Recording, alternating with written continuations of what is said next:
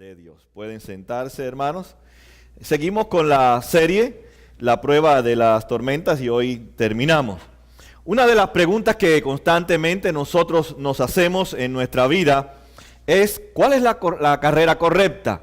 ¿Cuál es la mujer o el hombre correcto para casarme? ¿Cuál es el trabajo correcto? ¿Es realmente la cantidad de libertad que le estoy dando a mis hijos? ¿Es la libertad correcta? Y constantemente nos estamos haciendo preguntas.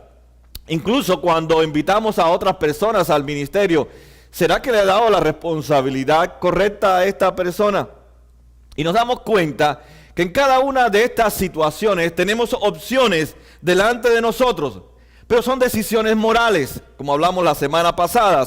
Pero muchas veces no tomamos las decisiones sabias y prudentes que la palabra de Dios nos indica. Y hay una pregunta que hace estos proverbios: ¿quién debe guiar nuestras vidas?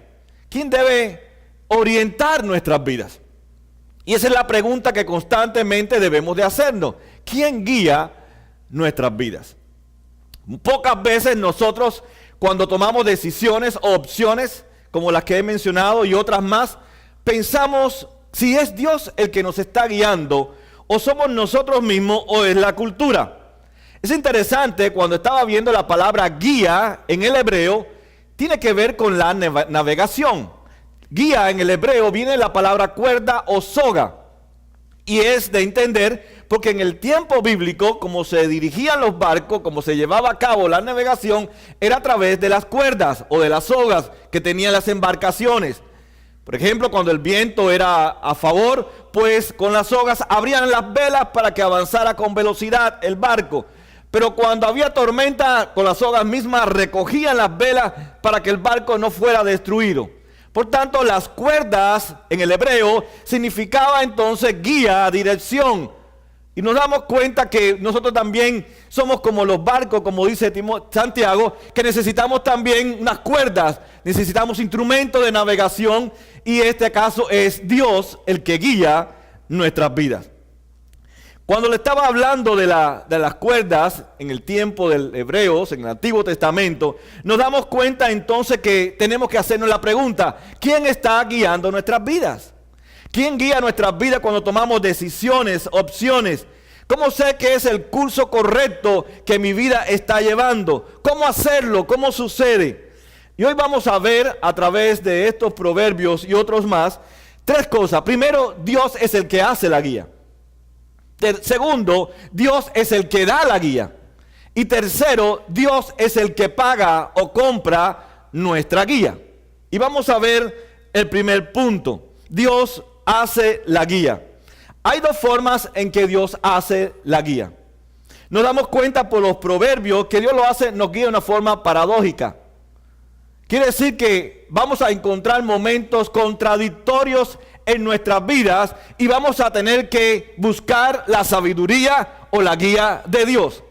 Por ejemplo, el Proverbio 12:5 dice: en los planes del justo hay justicia, en los consejos del malvado hay engaño. ¿Ve? Lo paradójico es lo segundo. Los planes del justo hay justicia, pero en los consejos del malvado hay engaño. Y el Proverbio 21:5 dice: los planes bien pensados, pura ganancia; los planes apresurados, puro fracaso. Pero ¿cómo vivimos en este tiempo? Vivimos una vida como caiga, como cuando lanzamos unas monedas al cielo y con la que caiga, con eso nos vamos, cara o cruz. Sin embargo, el proverbio dice que debemos de planificar nuestra vida, hacer una estrategia en nuestra vida. Pero esos planes en nuestra vida, esa estrategia en nuestra vida, debe ser guiada por la voluntad de Dios. Por tanto, nuestra vida no es una vida al azar. Voy a hacer hoy lo que quiera hacer. Muchas personas viven así. No planifican nada de su vida. No organizan nada. No tienen estrategia en su vida. Es como que lanzan monedas y a ver en qué cara cae o en qué cruz cae, y eso es lo que yo hago en ese día. Eso realmente no es una actitud sabia. Dios nos manda a nosotros planificar. nuestros días, como Jesús mismo planificaba cada mañana, se iba a orar para planificar su día y poder hacer la voluntad de Dios. Por tanto, vemos que en las cosas pequeñas de nuestra vida debemos hacer planes.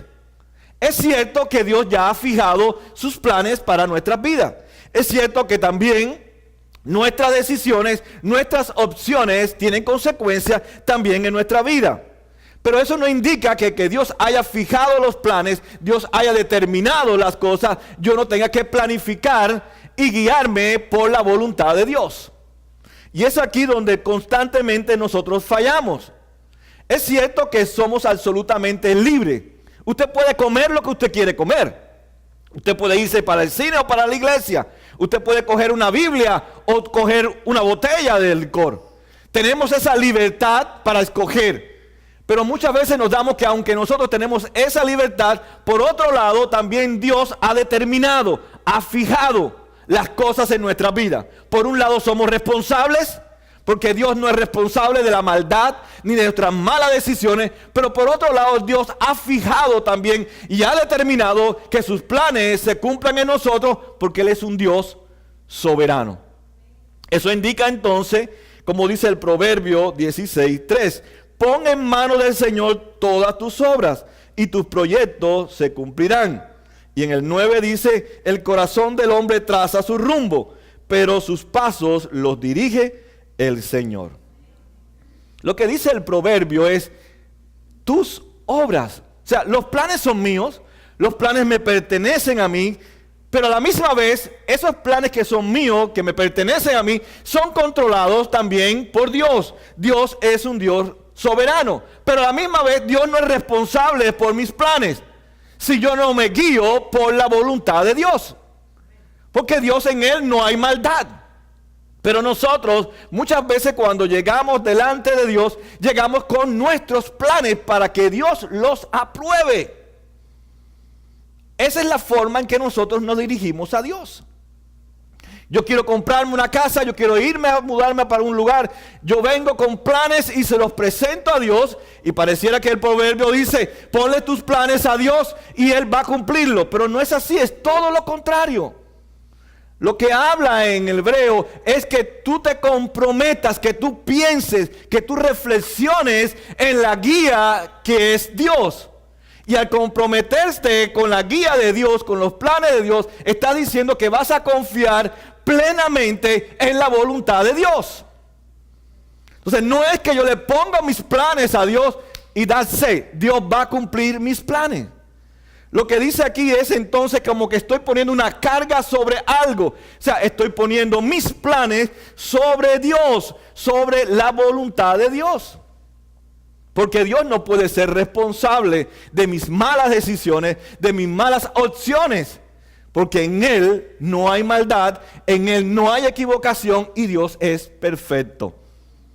Así que podemos darnos cuenta que muchas veces nuestros planes y nuestras opciones que tomamos en nuestra vida son puramente egoístas, centradas en nosotros, pero no en la voluntad de Dios. El ser humano vive así hoy. Por ejemplo, hoy vivimos en el tiempo que la gente dice que el futuro no existe. Tú creas tu propio destino. Tú creas el destino por lo que dices y por lo que haces. Por tanto, entonces estas personas dicen, no importa lo que yo haga, anyway, yo estoy creando mi propio destino. Y eso no lo enseña la Biblia. Aunque usted toma decisiones, Dios es un Dios soberano y Él ha creado en nuestro destino. Así que nuestras decisiones y opciones están bajo el control de Dios. Y eso es importante entenderlo porque vivimos en una sociedad muy sentimental donde todo el mundo se guía por sus sentimientos. Yo no sé si usted ha escuchado la famosa expresión evangélica o dentro de los cristianos. Si yo me siento mal, esa no es la voluntad de Dios. Si yo me siento inquieto, no es la voluntad de Dios. Si siento paz, es la voluntad de Dios. O el Espíritu Santo está detrás de mis planes. No estoy opuesto a nuestros sentimientos, pero usted se pone a pensar, si Jesús hubiera pensado en sus sentimientos, ¿hubiera ido a la cruz? No hubiera ido a la cruz. Entonces no es un buen signo o una buena prueba decir, esta es la voluntad de Dios, porque my feeling, mis sentimientos se sienten angustiados. Jesús se sintió angustiado, ¿o no se sintió angustiado? Lea ahí la experiencia de Getsemaní. Hasta la muerte dice que caían gotas como de sangre. Sin embargo, Jesús no dijo, me voy a llevar por mis sentimientos. Porque si se lleva por sus sentimientos, entonces la voluntad del Padre no era que fuera a la cruz. Y Él dijo, yo voy a hacer tu voluntad. ¿Ves que es diferente? Así que hay que tener cuidado con sus sentimientos, ¿verdad? Que te pueden engañar. No es lo que la Biblia dice, que debemos de tomar decisiones, hacer planes basados en mi sentimiento, cómo yo siento. Y eso mucha gente lo dice. Pues, ¿por qué te vas para tal lado? Porque yo siento paz. ¿Por qué no te quedas? Porque yo me siento inquieto. Wow. ¿Y qué de la guía de la voluntad de Dios?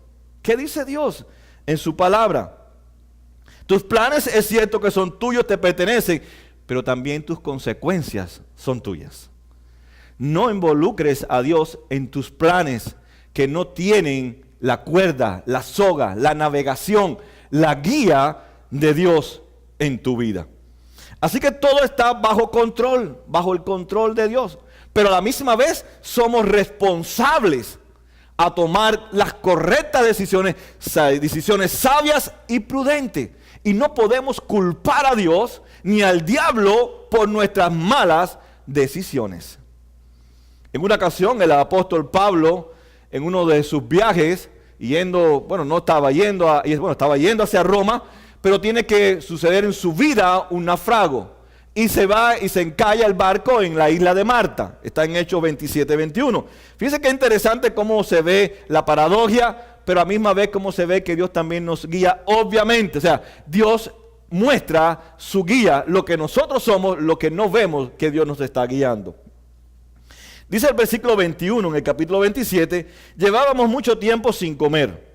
Así que Pablo se puso en medio de todos y les dijo, señores, debían haber seguido mi consejo y no haber zarpado de Creta. Así que habrían ahorrado este perjuicio y esta pérdida. Pero ahora los exhorto a cobrar ánimo, porque ninguno de ustedes perderá la vida, solo se perderá el barco. Anoche se me apareció un ángel del Señor a quien pertenezco y a quien sirvo y me dijo, no tengas miedo, Pablo. Tienes que compadecer ante el emperador. Y Dios te ha concedido la vida de todos los que navegan contigo. En un intento por escapar del barco, los marineros comenzaron a bajarse del bote con salvavidas al mar, con el pretexto de que iban a echar algunas anclas desde la proa. Pero Pablo les advirtió al centurión y a los soldados, si esos no se quedan en el barco, no podrá salvarse en ustedes. Así que los soldados cortaron las amarras del bote salvavidas y lo dejaron caer al mar. ¿Qué pensaron los marineros? Si vamos a morir, de todas maneras, vamos a morir. Pues hagamos algo. ¿O no es así? Pero ya Dios había dado la guía. Nadie se puede bajar del barco. Aunque parece que todos vamos a morir, nadie se puede ir del barco. ¿Pero qué pensaron los marineros? Yo tengo mi plan. Yo si tiro los botes con el pretexto, yo voy a salir libre de este naufragio. ¿O no es así? Pero ya Pablo se estaba guiando ¿por qué? Por sus feelings, por sus sentimientos, por lo que Dios le había revelado. Y ese era lo que iba a tener éxito, no la tormenta, no que parecían que todos iban a morir en la tormenta, sino porque Dios estaba guiando la vida de Pablo. ¿Y Pablo qué fue lo que hizo? Escuchó y obedeció la voluntad de Dios. Por eso Pablo pudo mantener una actitud pasiva en la tormenta. No perdió el ánimo, no se llenó de temores porque él estaba haciendo la voluntad de Dios. Y así mismo sucedió. Lo segundo es que también Dios, aparte de una forma paradójica, que a veces hay cosas que son contradictorias, que si yo hago esto me va a salir bien lo otro. No es así. Los marineros pensaron, si tiramos el barco, no nos va a coger la tormenta, los salvavidas. Pero estos que se van a quedar en el barco, sí los va a coger la tormenta y van a morir. Y Pablo dice, no, pareciera que esa es la solución, pero no, tienen que quedarse porque Dios me ha dicho a mí que nadie va a morir. Pero lo segundo, con la forma en que Dios nos hace o hace su guía, es una forma obvia, evidente. Quiere decir obvia, algo que se ve, algo que es palpable. Vamos a Proverbios 16:4. Dice, toda obra del Señor tiene un propósito, hasta el malvado fue hecho para el día del desastre. Si nota, Dios también dentro de nuestros planes tiene cosas malas. No todo lo que Dios tiene son cosas buenas. Dios también tiene cosas malas.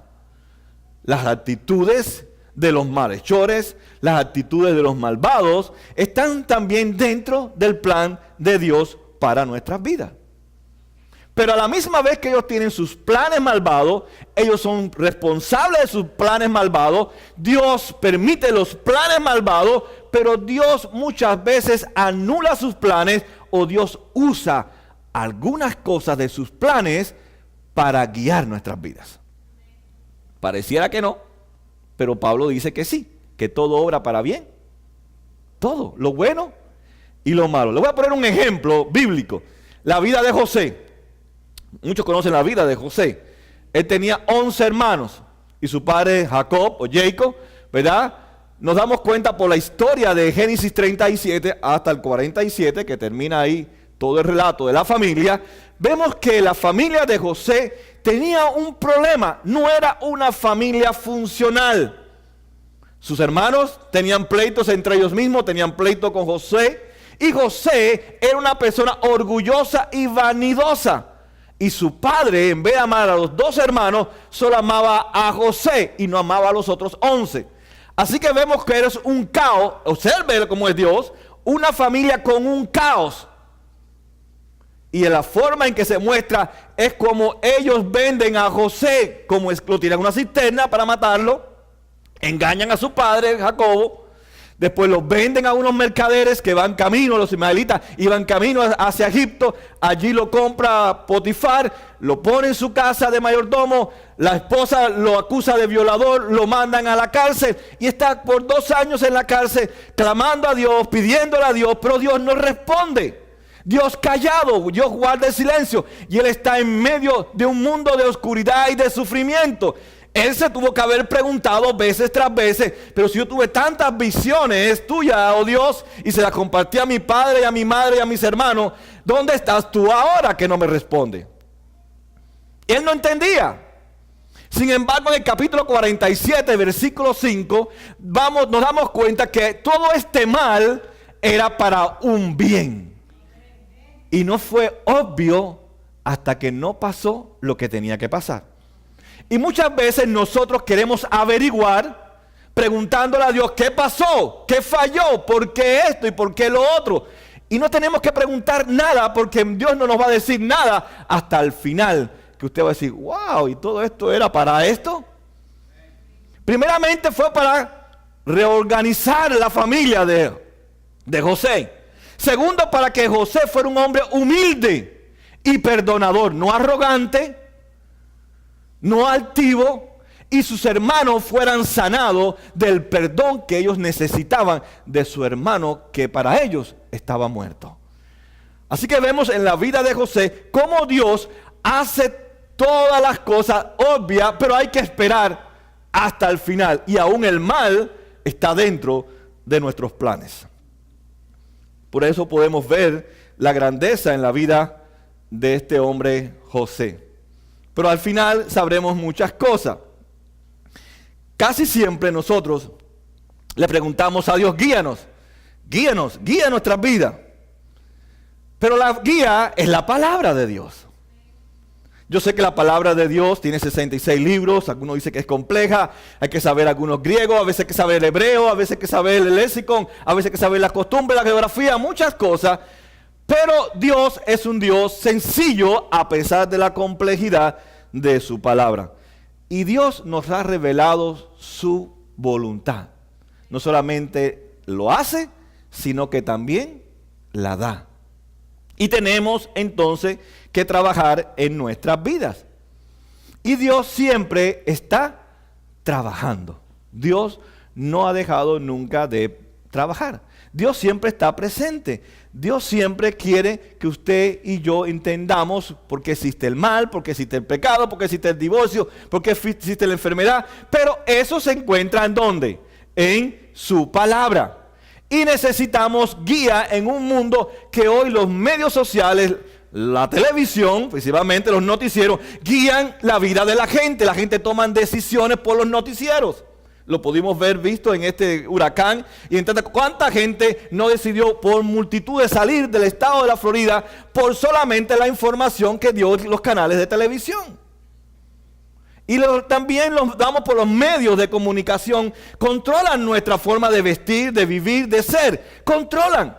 Pero no pensamos cuál debe ser la guía. Por eso yo no veo noticiero. Porque Él no puede guiar mi vida.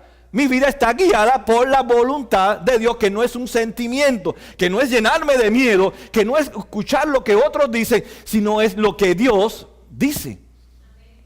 Mi guía no es los medios sociales, ni el medio de comunicación. Mi guía para tomar una decisión correcta es la palabra de Dios. Tal vez usted dirá, no, porque para usted la Biblia no es absoluta, es relativa. Porque si es absoluta, quien debe guiar mis decisiones y tomar opciones frente a situaciones es la guía de Dios. Y hay dos cosas para poder ser guiados por Dios. Hay que hacer dos cosas.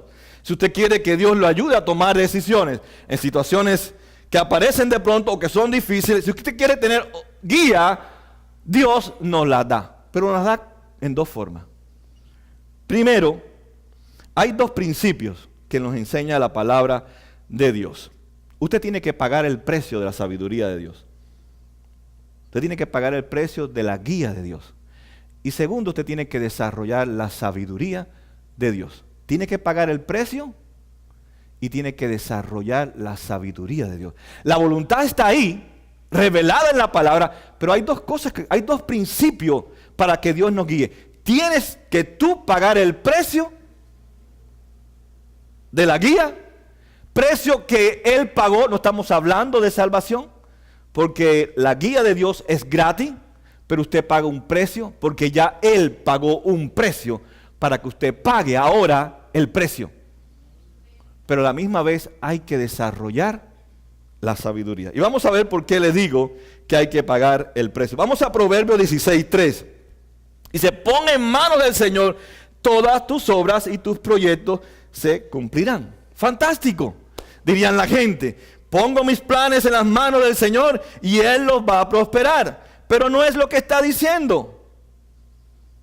Pon tus planes o tus obras.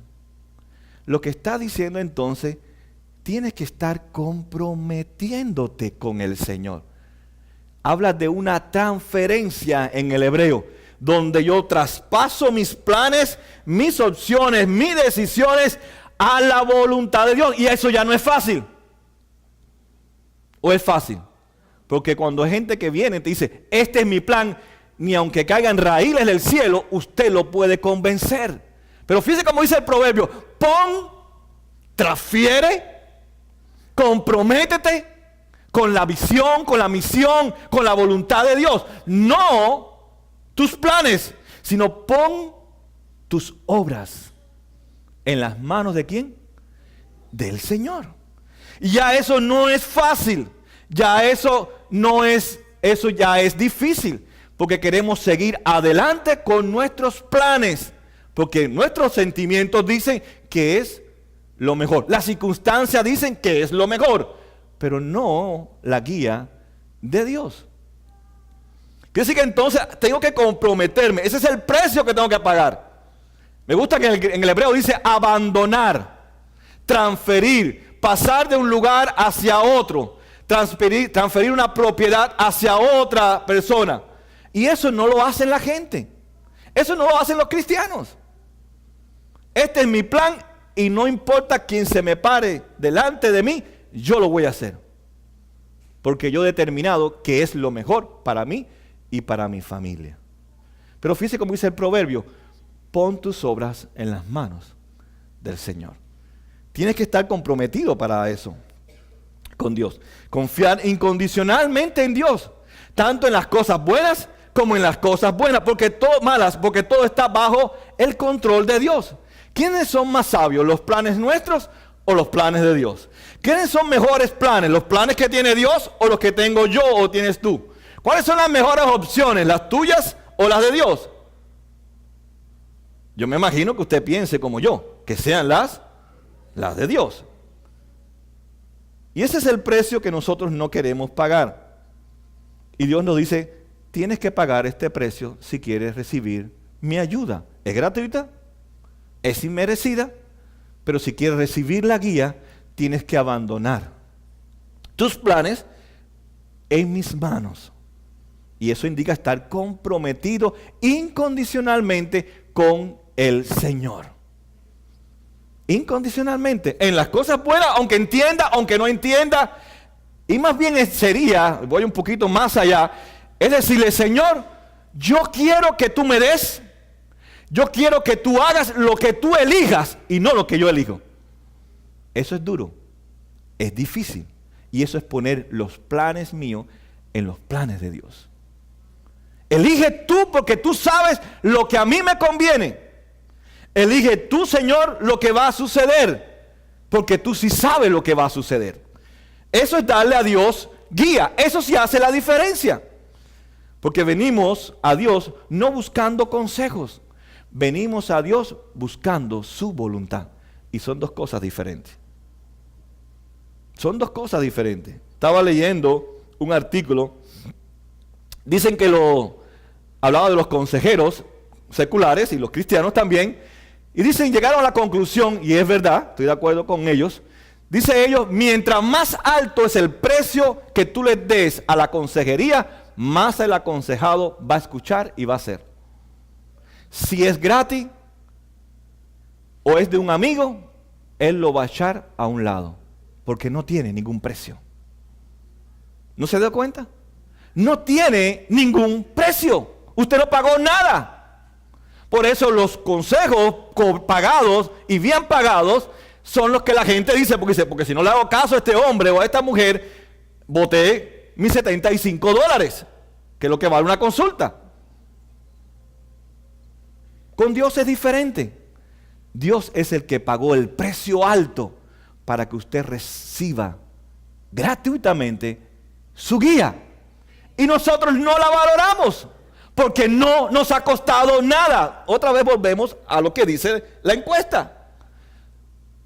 Por eso el precio que hay que pagar no es la cruz, no es obtener mi salvación.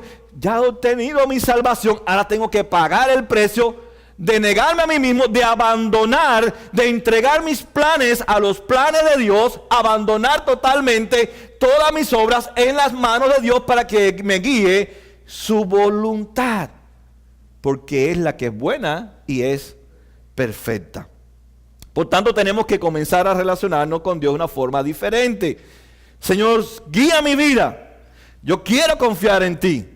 Pero, Señor, yo quiero amarte incondicionalmente. Que sea tu palabra, como dice el Salmo, guía, que sea lumbrera a mis caminos y a mis pies. O como dice el profeta Ezequiel, que yo al comerme el rollo sea tan dulce como la miel. Aunque me es amargo al estómago, dice el profeta, y dice Apocalipsis, aunque me es amargo, o sea que es difícil tus enseñanzas, pero a la misma vez es dulce a mis labios, a mi paladar. La Biblia dice que entonces si vivimos guiándonos por la voluntad de Dios, podemos entonces tal vez no entender muchas cosas, pero sí podemos saber que estamos siendo guiados por la voluntad de Dios. Los cristianos no hemos aprendido y ni hemos entendido muchos que Dios nos ama. Por eso somos tan rebeldes, tan desobedientes. Por eso tenemos mis planes que no los cambio ni si bajara un ángel del cielo.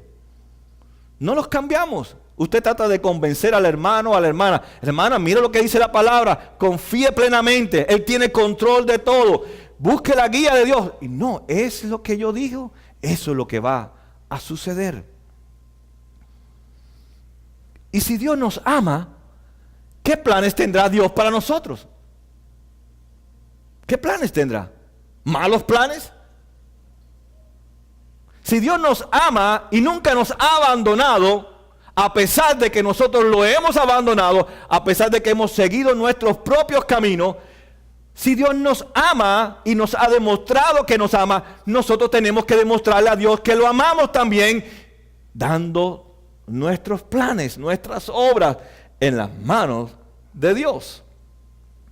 ¿Sabe por qué no lo hacemos? Por nuestro orgullo. Porque al darle nuestros planes y nuestras obras a Dios, nos va a salir a flote todas nuestras debilidades, nuestras fallas y nuestras miserias. Y no queremos ser descubiertos, queremos ser, como José al principio, gente arrogante, gente que podemos hacer las cosas y todas las cosas nos van a salir bien. Tenemos que entonces pagar el precio de ser guiados por Dios, estando comprometido con Cristo. Y lo segundo, hay que desarrollar la sabiduría. La sabiduría no se compra ni se da en el supermercado, ni se va a la universidad, ni cuando te gradúes de la universidad puedes ser la persona más necia del mundo y tener 20 doctorados. Para desarrollar sabiduría hay que saturarse de la palabra de Dios. Hay que saturarse. Fíjate que nos dijo que hay que leerla. ¿Sabe lo que es saturarse? Cuando se bota el agua así de un vaso que ya y sigue botando y botando y botando y botando, que ya no cabe. Hay que saturarse de la voluntad de Dios. Por eso dice el Proverbio 11:3.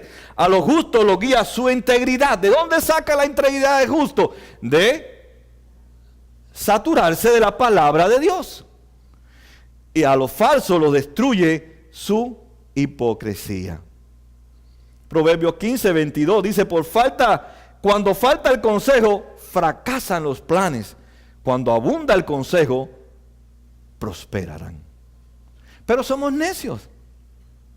¿O no es así? Somos necios. Lo que está hablando el proverbio, la gente terca no es humilde.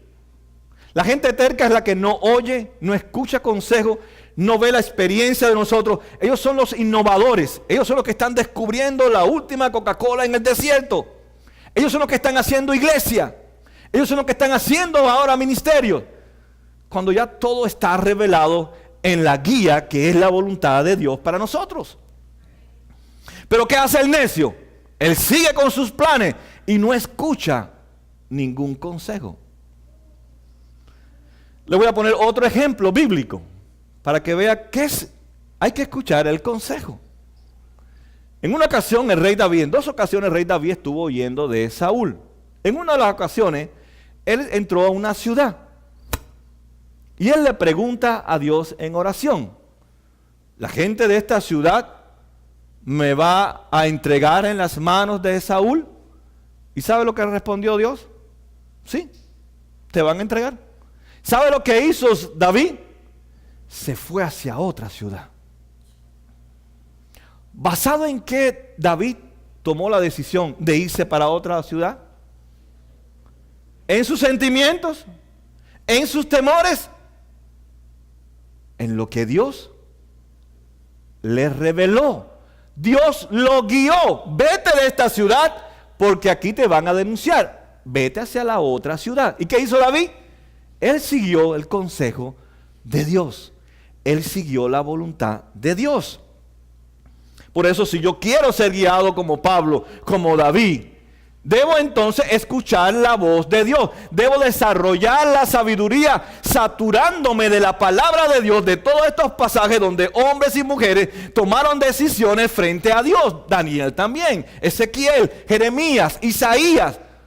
Lea Hebreos 11, adelante el 38. Ahí están todos los hombres de la fe porque tomaron decisiones guiados por lo que Dios les había revelado. Pero nosotros no hacemos eso. Es que ser honesto.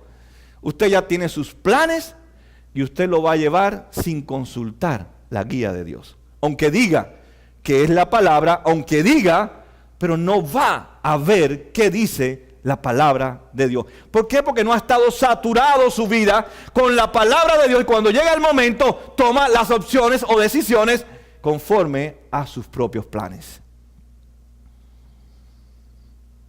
Así que hay que tener cuidado. Jesús, por ejemplo, cuando estaba enfrentándose a la cruz, ahí en Lucas 22:40, momentos antes, dice, cuando llegaron al lugar les dijo, oren para que no caigan en tentación. Entonces se separó de ellos a una buena distancia, se arrodilló y empezó a orar. Padre, si quieres, no me hagas beber este trago amargo, pero que no se cumpla mi voluntad, sino la tuya. Entonces se le apareció un ángel del cielo para fortalecerlo, pero como estaba angustiado, se puso a orar con fervor, y su sudor era como gotas de sangre que caían en la tierra. ¿Qué hizo Jesús? Se puso a orar, a buscar la guía de Dios. Él no dijo, no voy a ir a la cruz. Esa es mi decisión. Lo siento por ustedes. Lo siento, Padre. Yo no voy a ir a la cruz. Aquí se acabó todo. ¿Qué dijo él? Me siento angustiado. Y no se sentía angustiado por él, se sentía angustiado por el peso del pecado nuestro sobre él. Él pensó que no merecíamos, y es verdad que no merecíamos. Y que le dijo al Padre, yo voy a ir a la cruz, porque esa es tu voluntad. No en el Antiguo Testamento, desde antes la fundación del mundo, esa era nuestra voluntad. Pero como Jesús les enseña a sus discípulos, a través de las Escrituras, ¿cuál es la voluntad del Padre? Que Él fuera a morir a la cruz. Hay otra experiencia en el libro de Éxodo, en el capítulo 13, 21, y les voy a leer, dice, de día el Señor iba al frente de ellos en una columna de nube para indicarles el camino. De noche los alumbraba con una columna de fuego. De ese modo podía viajar de día y de noche. Jamás la columna de nube dejaba de guiar, o sea, de ser la cuerda, de ser la soga de navegación, de guiar al pueblo durante el día, ni la columna de fuego durante la noche. Quiere decir que la presencia de Dios, la Shekinah, la gloria de Dios, la santidad de Dios, es la que iba guiando al pueblo de Dios. Pero si usted nota algo, y ellos no habían pagado ningún precio, como ahora Jesús nos pide que paguemos por la guía de Dios. Ellos eran desobedientes, ellos no estaban comprometidos con Dios, ellos no estaban desarrollando la sabiduría, eran gente necia, dura de corazón, pero había un sistema de expiación que Dios mismo había hecho y había dado, porque Dios es el que lo hace y es el Dios que lo da, para que ellos recibieran el perdón y así Dios entonces guiarlos a ellos. Si nota, el que Dios guía nuestra vida ahora es porque hubo un precio y hubo alguien que pagó ese precio. Para que usted y yo ahora valoremos esa guía, porque alguien sí pagó un precio más costoso que nadie puede pagarlo, ni tú ni yo podemos pagar el costo de ser ahora guiados por la voluntad de Dios. Y es por eso que ahora sí podemos decirle, Jesús, ahora sí me importa tu voluntad, porque a ti te importó la voluntad del Padre. En una ocasión, los discípulos estaban en una barca. No sé si se acuerdan la experiencia en la tormenta. Las tormentas son muy famosas dentro de la Biblia, especialmente en el Nuevo Testamento. Y cuando estaban allí en la barca, dice el Evangelio que Jesús estaba dormido en la proa. ¿Y qué comenzaron a hacer los discípulos? Maestro, maestro, nos hundimos, estamos muriendo. Pero el maestro seguía durmiendo en la barca. Yo me preguntaba, ¿por qué ellos tuvieron miedo si el maestro estaba en la barca? ¿Saben por qué? Porque no tenían guía. La guía estaba durmiendo. La cuerda estaba durmiendo. El que podía darle ahora la guía, la voluntad de Dios, estaba ausente. Y ellos estaban sintiéndose como muriendo.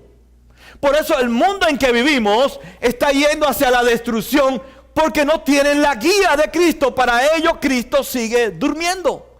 Pero para el cristiano no puede suceder como a los discípulos que le dijeron: hombres de poca fe, si yo he prometido estar con ustedes, guiarlos en el desierto con la columna de fuego, dije, jamás los voy a dejar.